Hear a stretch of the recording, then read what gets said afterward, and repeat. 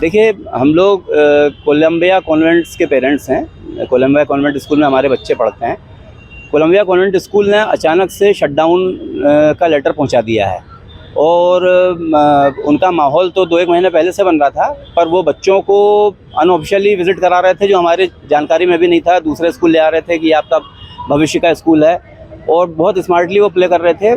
हमारे पास कोई जानकारी नहीं थी। हमारे पास लेटर परसों आया है, तो उसमें भी उन्होंने एक सिंगल लाइन लेटर लिखा है कि वो इमीडिएट इफेक्ट से हम कोलंबिया कॉन्वेंट को बंद कर रहे हैं। इस सेशन के बाद अगले सेशन से आप अपने अपने बच्चों को अलग उसमें देख लें। अब हुआ यूँ है कि जो 2 महीने से उन्होंने जो माहौल बना दिया था, उससे बहुत सारे जो टीचर्स हैं वो भी इधर उधर अपनी नौकरी ढूंढ रहे हैं। प्रिंसिपल छुट्टी लेकर के बैठे हुए हैं, क्योंकि उनको भी बहुत ज़्यादा अटैच थे बच्चों से, पेरेंट्स से, स्कूल से, तो वो भी छुट्टी लेके बैठे हैं।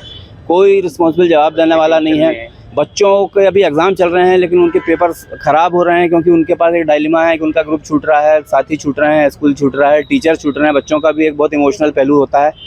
तो इन सब चीज़ों को लेकर के हमको समझ में भी नहीं आ रहा था कि हम क्या करें। दूसरा, एक रूल्स के हिसाब से 9th और 11th के जो बच्चे होते हैं, जिनको अगले साल 10th और 12th में अपीयर होना है, उनको उनका रजिस्ट्रेशन अभी इसी सेशन में हो जाता है और अनटिल अनलेस किसी पेरेंट्स का ट्रांसफ़र नहीं हो, तब तक सीबीएसई दूसरे स्कूल से उसको परमिट नहीं करता है एग्ज़ाम देने के लिए। तो अब 9th और 11th के बच्चों का क्या होगा, वो हम लोग बहुत डायलेमा में उसको लेकर, क्योंकि हमारे पास में ना तो हमको ये मालूम है कि कौन सा दरवाज़ा ठोकना है, क्योंकि सीबीएसई के भी 3-4 दफ्तर हैं। सीबीएसई दिल्ली भी है, अजमेर भी है, भोपाल भी है, तो हमारे पास में कोई कुछ नहीं है। अभी उन्होंने रिसेंटली सैटरडे को हमारे बच्चों को विज़िट करा। मेरे 2 बच्चे हैं जो 9th में हैं, ट्विंस बच्चे हैं मेरे, तो दोनों 9th स्टैंडर्ड में हैं। तो वो भी एक स्कूल में विज़िट करके आए, वेदांत विद्याकुलम स्कूल में। तो उन्होंने वहाँ के प्रिंसिपल, कुंडू प्रिंसिपल हैं, अच्छे प्रिंसिपल हैं, तो थोड़े से बच्चे इंप्रेस हुए, बोले पापा बहुत अच्छा स्कूल लगा, प्रिंसिपल अच्छे लगे। तो मैं संडे को खुद जा कर के उनके पास मिलने गया प्रिंसिपल से, और मैंने उनको पूछा कि आप जो कोलंबिया के जो बच्चे हैं उनको आप किस तरीके से कंपनसेट करने वाले हैं। तो वो एकदम से चौंके, बोले no no no no mister Tiwari, बोले I am not going to do so. ये तो आपका और कोलंबिया के स्कूल का मामला है, ये आपको ही करना है, आप वहाँ से सारे फॉर्मेलिटीज़ करके यहाँ पर आइए। तो मैंने कहा सर आप तो ये बताइए कि क्या ये पॉसिबल है।